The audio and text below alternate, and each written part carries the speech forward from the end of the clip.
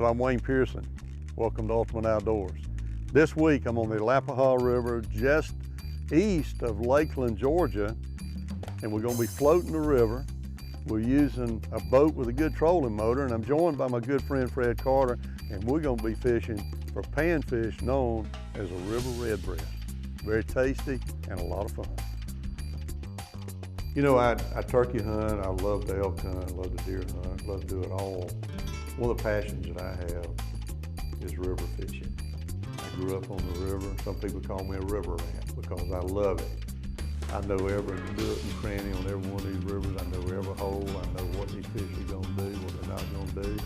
I know how to run these rivers when people are scared to run them. I know where every rock is, every sandbar. So old Fred Carter, one of my best friends, he loves it as much as I do. And I called Fred and I said, Fred, got a place down the river. Landing's tough, it's terrible, got that four-wheel drive to get in and out of, but I think it's right. Let's go. Boy, here he came. We try to make 1 or 2 trips a year and usually fish behind this house on the Withlacoochee, but today we were fishing on the Arapahoe. Early in the morning we got on the river and it was right. I got him this time. You little joker, you. That's a little one. That's not what we after, but you know what? Since he's the first one, my daddy said you don't never throw the first one back, Fred.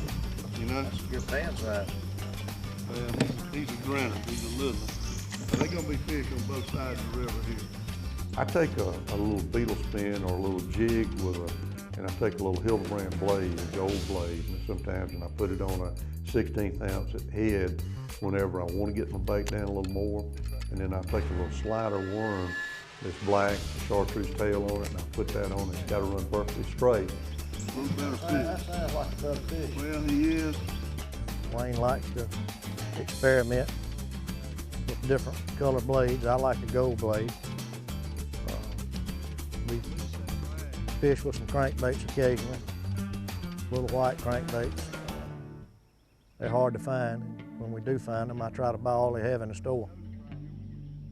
We had probably one of the best little fishing trips you could have on the river. The fish were not as big as I've seen them. Ideally, when you can get into the pound redbreast, that's tremendous. At the time that I really started fishing these rivers and using the beetle spins early on, before anybody was using them around this part, we were catching redbreasts that would go pound, up to 1.5 pounds. In fact, I caught one weighed 1.5 pounds one time. I came in and we weighed it and we ate it, and we found out that tied the world record. It was 1.5 pounds, the world record was. And of course I felt real foolish, and I didn't tell all my buddies about it because I didn't want them to make fun of me eating the world record fish or tying the world record fish and eating it. He ain't that big, it's a little stuffy. That's 3 different kinds of fish we've caught so far. 3 kinds. Well, I'm from Cordell, Georgia, north of here. We don't have any rivers exactly like Wayne's got down here. We don't have black water. We have Flint River and Lake Blackshear. Got a good lake there to fish on.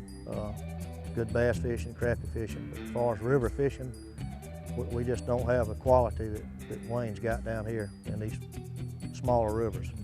And the fishing don't last long down here. It's just a period of 1 or 2 weeks. And when Wayne calls and says it's right, you better come. I'll tell you right now, if you can catch a 1.5 pound or a 2 pound redbreast, you think you got a tarpon on, that joker can pull your string. If he weighed 10 pounds, there's no way to land him. You couldn't have the equipment to land fish like that. Good fighting fish, one of the most important things, one of the tastiest fish you've ever put in your mouth. That was a big fish swirl right there where you just threw. Yeah, that's where it came from. Right there. That's him. Right there. As you can see, Fred and I had a great time. We caught a lot of fish. Now we're going to see about putting them on the table. Hey, we come back, we're going to go to one of my favorite places, McClatchy Ranch, out of Alney, Texas, right in the middle of Alney and Graham, a little old place called Truth. And we're going to see if Alan Woods can take a good Rio, and that's what he needs to get his World Slam. Outdoor Channel Outfitters is a National Association of Professional Guides and Outfitters. Our certification is instant credibility. You'll have available website hosting. You'll have a video player to use on your website. You will have mass market saturation. You have access to great insurance plans through our partners. You'll have lobbyists in Washington, and we will help you with your business plan. Log on to OutdoorChannelOutfitters.tv and enroll today.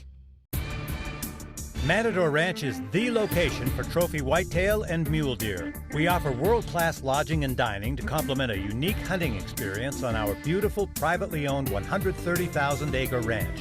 Matador Ranch offers you more than just a walk in the woods. Experience the hospitality of the people, the diversity of the land, and the best whitetail and mule deer hunting around. Please join us and experience Matador Ranch.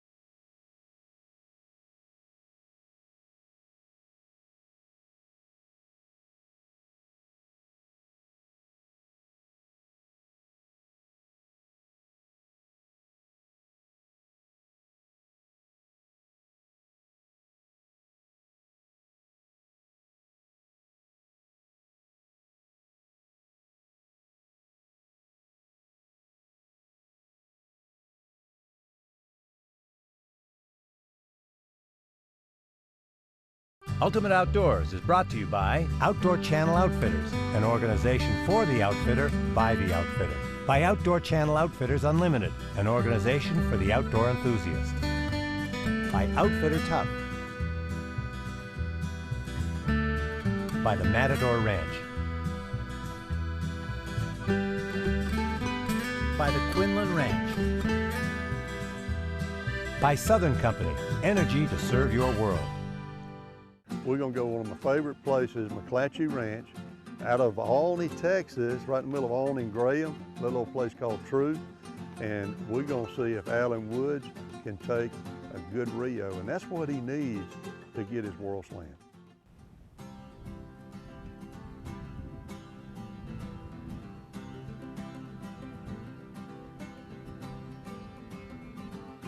Hi, I'm Alan Woods. We're here in Texas today to try to find the elusive Rio turkey. The Rio turkey is important to me. I've been out here at the McClatchy Ranch about 5 years ago and did not have success that time, but back out here today to try to complete the Royal Slam. About 2 weeks ago, I was able to take an Osceola turkey down near Orlando, Florida, and we're going to go over here and sit in the blind and call in this area that looks extremely promising and see if we can take a Rio turkey.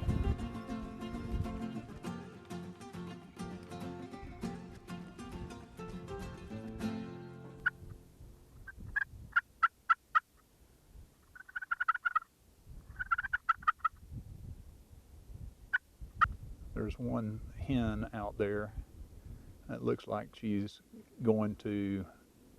headed this way, and what we're going to do is just sit quiet and let her come on by right now and see if that tom's behind her. There's a big tom.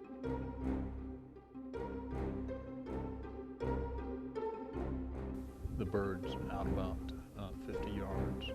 He's behind one limb, and I've got a clearing of about 7 or 8 yards in between the brush that's around the camo tent.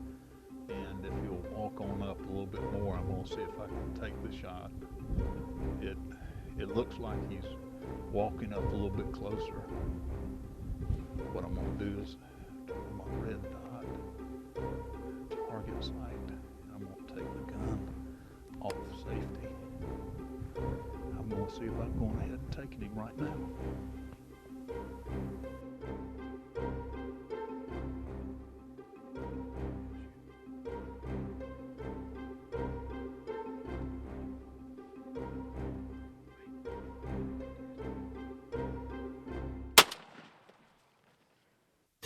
He's down. He's down, the Royal Slam, yeah. All right, we're gonna go back out here and look at this tom, see what we've got. All right. The big bird's down. We've got this bird that we just took. Nice spurs, big thick spurs. They look like they've had a lot of action with him being in a lot of tom fights. The left leg is spur is a little bit longer than the right, but a beautiful bird. He's got an 8.5 to maybe a 9-inch beard here, and we'll check all that out when we get back to the lodge. But what a great turkey to complete the Royal Slam with him. Let's see how much he weighs. Probably about 18 to 19 pounds, so a great bird, a great bird. It's been a fantastic day out here today. We're going to pack up and go to the house and celebrate this bird. Congratulations, Alan. World Slam, something super. I haven't even done that. And Alan just accomplished it. Had a great hunt. Hey, when we come back, we're going to join a good friend of mine, Craig Holloway, North Georgia, at Old Hudson Plantation on a pheasant hunt. In 1980, I had an idea. Turns out it was a big idea. I like it. A camouflage specifically for hunting. A word. A camouflage designed by a hunter for hunters. A hunting. A camouflage that works. And it worked. And now we have it. Hunters all across the country are saying a camouflage that works.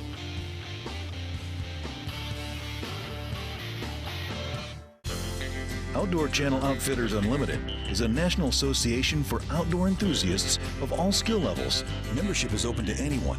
Enjoys a high-quality outdoor recreational experience through the conscientious use of our natural resources. I joined Outfitters Unlimited to enjoy outdoor hunting. On my first hunt, I saved enough for the plane ticket out there. Log on to OutdoorChannelOutfitters.tv and enroll today. Quinlan Ranches, New Mexico, one of the finest big game hunting destinations in the West, with 17,000 acres of ideal habitat for the Rocky Mountain elk and mule deer. Coupled with its world-class big game hunting, Quinlan Ranch offers its new Garcia Lodge with 10 spacious bedrooms and on-site chef. So if you're looking for a world-class hunt on a world-class ranch, then Quinlan Ranches, New Mexico is the place for you. Space is limited, so book your hunt today.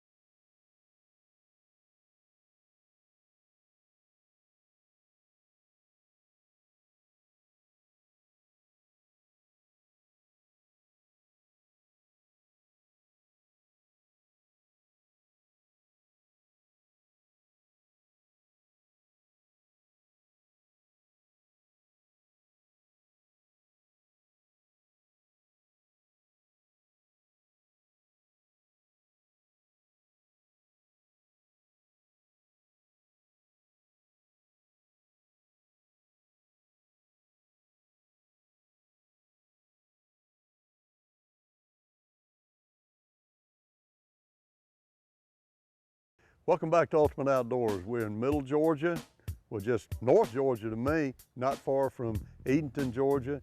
Neil Bush and Craig Holloway not only gonna take us pheasant hunting, but they're gonna kind of reinforce to us what goes into raising pheasants. These pens are 150 feet long, and each one of these pens that we're in are 25 feet wide. The design is we can actually pull these posts down. If we were to have an ice storm, we could actually pull these posts down, and this netting would come to the ground to keep it from breaking off all the support posts. The birds will actually go to the walls, and they will just hunker down and sit through the storm, and so the ice will not actually break the netting. This is a male pheasant, a cock. As you see, he has a blinder on him. We actually placed the blinder there. We placed the blinder on him when we actually bring them down here from the indoor buildings where we brood them out.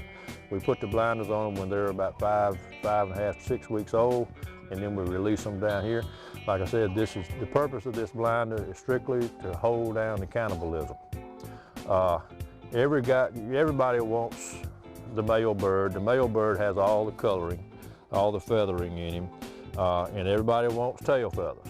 Now, we did have a bad storm yesterday and last night, and these feathers are sort of muddied up a little bit, but they will clean up on their own. Once it dries out, they'll shake it all off, and they'll fluff back out. The biggest part about working inside these pens is these birds actually have spurs, just like a rooster, and those spurs are tough, and they will actually hurt you. It's sort of dangerous to be in here. Like I said, I'm primarily in the breeding business and in the chick business, and 1,000 of these hens will actually be transferred to an indoor building where we will actually collect the eggs all through the summer and incubate eggs, and then the remainder of them will be used for recreation and on our hunts. This is really a pretty bird. It's got the feathers. A lot of guys have come by here. Some of the fly fishermen actually come by here and want us to give them the feathers off the neck so they can tie flies. It's got very unusual color, the turquoise in him, and they too have a real sharp beak that helps them in the cannibalistic part, them picking on the weaker bird. If a bird gets a sore or gets a bloody spot on him, then the other birds will go just conquer him and kill him. They'll just keep working on him until they kill him.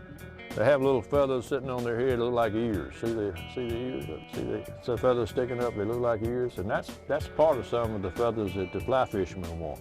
And this bird, he really doesn't understand what's happening to him.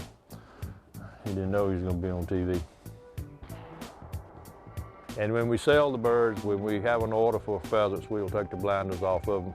Most of the people want the blinders removed. A few of them, some of the dog trainers want the blinders left on them. The lab people use, there you go, the lab people use the feathers a good bit.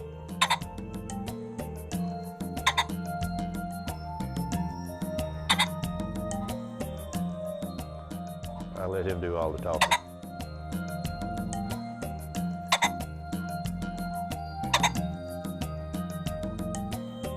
As you can tell here, there's a lot more in raising pheasants than meets the eye. I didn't know this. For those of you that didn't know and were not aware, pheasants are not a native to this country. They're brought over here from China, and they were stocked. And that's what's going on here in Georgia. It's what goes on in Virginia, what goes on in Tennessee, and all around. A lot of people are actually raising pheasants, putting them out, and they do very well in the wild. Hey, when we come back, Neil and Craig are going to take us quail hunting, and who knows what's going to happen and what's going to see. There's a river that runs through the South. It's the river of power we all live on, we all depend on. But there is also a powerful responsibility to keep everything the river touches as untouched as possible.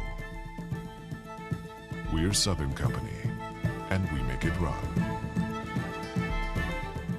In 1980, we changed the hunting world forever by bringing out the first ever hunting camouflage. Well, now we've raised the bar, the Outfitter Tough camouflage system.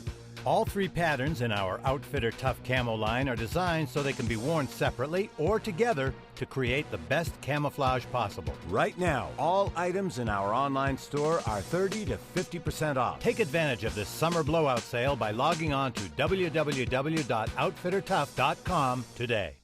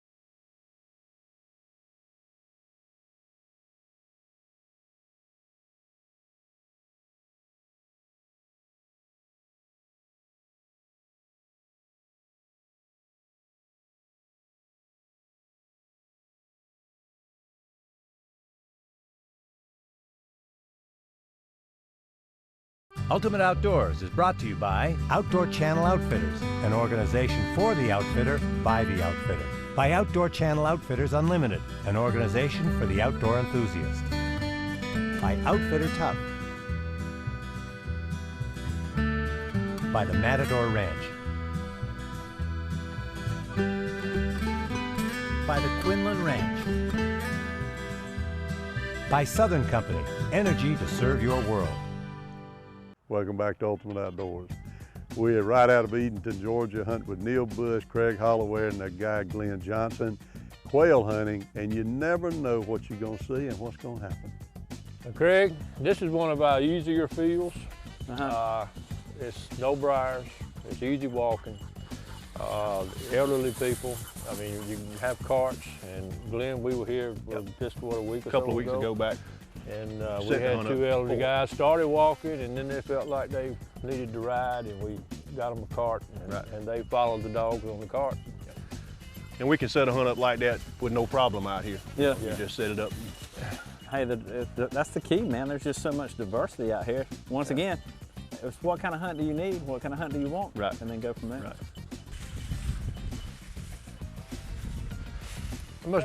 How much dog feed you go through in a week? About 200 pounds. 200 pounds a week. Now, how many dogs you got total, man? 10. Whoa, Whoa. Uh-oh. Eating 10 right now. You know, if you'll come right on up that strip, Laddie. Craig kind of get up there, be even with the pointed dog. Okay. Laddie. Whoa, Rebel. Laddie. Laddie. Wait. All right, you ready now? Everybody ready? We're ready. Loaded and ready? Bird, Laddie. Rebel. Whoa.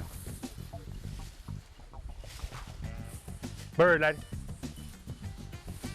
Bird, Laddie. Whoa, Rebel. There it goes. Nice shooting, Neil. Boy, I tell you what, that was 4, and we only got 1 of them. That was a smart bird. They came right back between me and you. Yep. You'll have that sometime. Whoa, Rebel. Get it, Laddie. He says there's 1 more in there. Bird, Laddie. Bird, Laddie. Oh, another one, another one.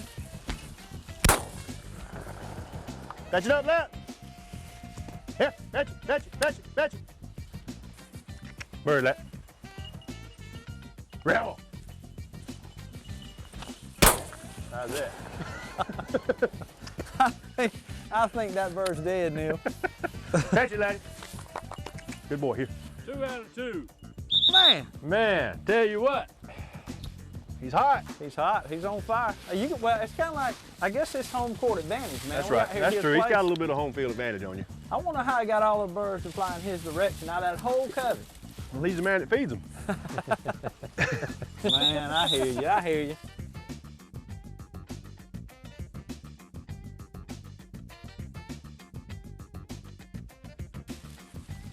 All right, I'm ready on this Ready? side. Bird, lad.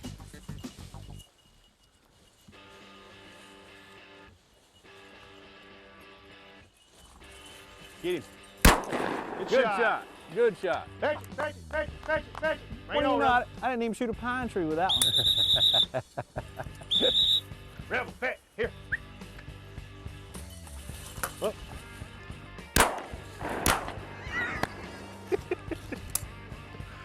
A swing and a miss. Wait a minute. These are those reloads. I forgot to put lead in them.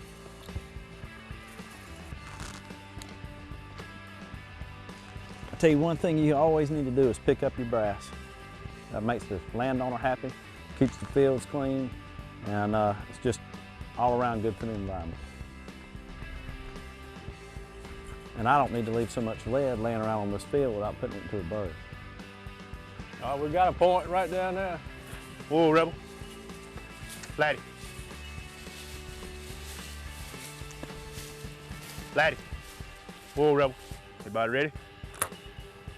You got shells, Craig? Yeah. Bird, Laddie. I don't know about lead, but I got shells.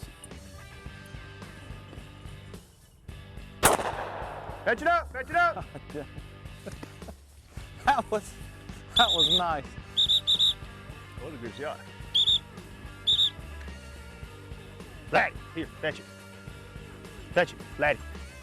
Laddie, bring it on, here. Good boy.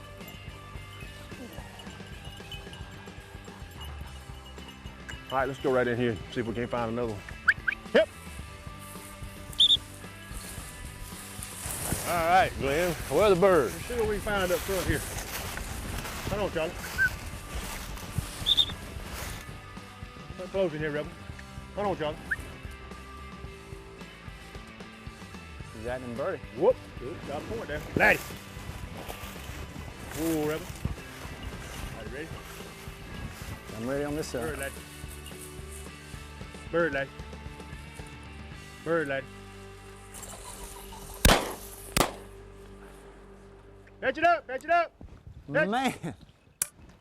Got you a pair of big birds. Here. All right. I hear you. Dead out there, Rebel. Here, Laddie. Laddie, Laddie. Man, I'm telling you, we're gonna have to have a little form and make sure somebody don't have heart problems before they come out here. I'm still, same thing, waiting on a little quail to pop out there and those big duckers fly out. Dead, Laddie. Laddie, dead. That is cool. Dead, Rebel. Well, you got a rooster and I got a hen. Dead, dead, dead, dead. Bring him on. Good boy, here. Yeah, we killed a rooster before. I'm gonna take a look at that hen. All right.